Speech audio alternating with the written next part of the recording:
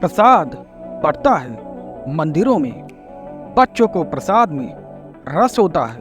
मैं कम से कम 3-4 दफा प्रसाद तो लेता ही था। कभी टोपी लगाकर ले लूं, कभी टोपी निकाल कर ले लूं। आखिर पुजारी मुझे पहचान गया। उसने कहा कि भैया, तू क्यों मेहनत करता है? कभी टोपी लगाता है, कभी टोपी निकालता है। पकड़ा ना होता उसने, मैं एक दिन मूछ लगाकर पहुंच गया। उसने कहा, हद हो गई, अब बंद कर। इस उम्र में इतनी बड़ी मूछ कहां से आ गई? उसने झटका दिया, मूछ निकल गई। मैंने कहा, भाई मुझे सिर्फ 4 दफा प्रसाद चाहिए। अगर तुम वैसे ही देते हो तो मैं बंद कर दूं। और ऐसा नहीं कि मैं कोई एक ही मंदिर जाता था। गांव में सब तरह के मंदिर थे, मुझे क्या लेना देना। कृष्ण अष्टमी आती तो मैं कृष्ण के मंदिर में जाता। उन दिनों 2 पैसे का अधेला चलता था, वह बिल्कुल रुपए के बराबर था। उसमें मैं चांदी का वर्क चढ़ा देता था तो वह रुपए जैसा मालूम पड़ता।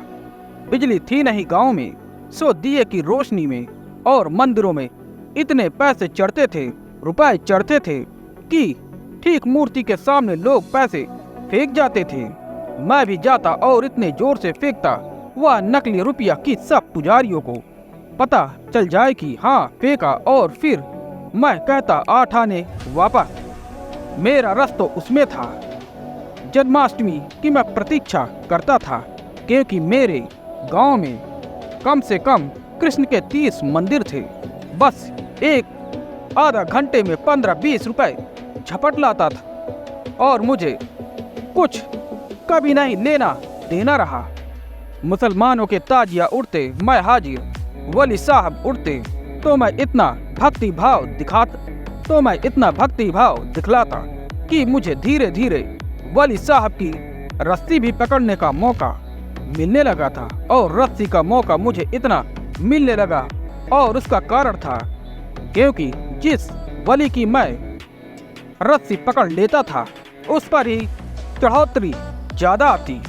लोग कहने लगे कि इस बच्चे में कुछ खूबी है, चमत्कारी है। और चमत्कार कुल इतना था कि मैं एक लंबी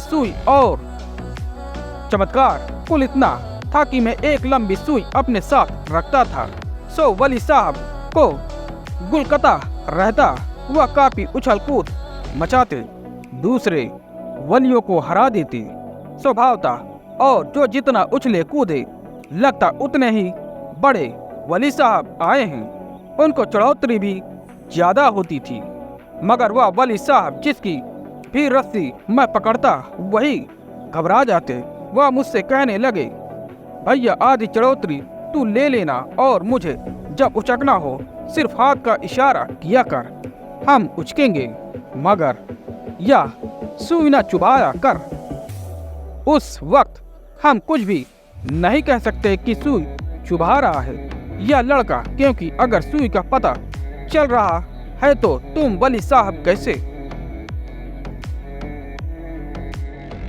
अरे वली साहब का तो मतलब कि तुम तो रहे ही नहीं, अब तो जिंदा उतरे हुए वली उतरे हुए हैं। वे तुम्हारे ऊपर सवार हैं, तुम्हें कहाँ पता अपना होश है तुम्हें, तो फिर पता ही चल गया तो फिर असलियत की बात नहीं, धोखा हो रहा है। तो मेरे पास चढ़ोतरी आने लगी, आधी चढ़ोतरी वली साहब की कहते, बिल्कुल आधी तू ले, आधी से भी ज्यादा ले लेना, मगर देख सुई ना चुभाना। रास्ते भर जान लेता है कुदा कर, जब भी कुदाना हो तुझे लगे कि हाँ भाई पैसे वालों का मामला है और ज्यादा खुदाई से फायदा होगा, हाथ का इशारा कर।